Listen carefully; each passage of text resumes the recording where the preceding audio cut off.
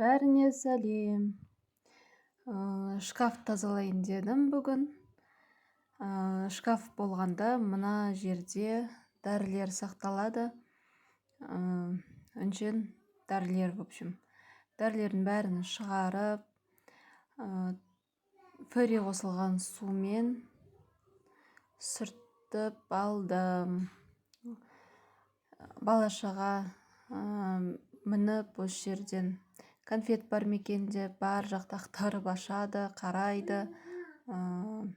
Өзімізде бір ашып бір жауып, ананы бір аламыз, мынаны бір аламыз. Шаң болып кеткен май, қолдың майы балашаға болғаннан кейін тез кірлейді.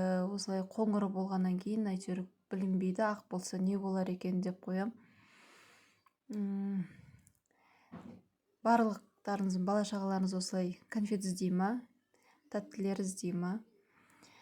Осылай айналарын жуып алдым, сүртіп, қатты кір болып кетіпті.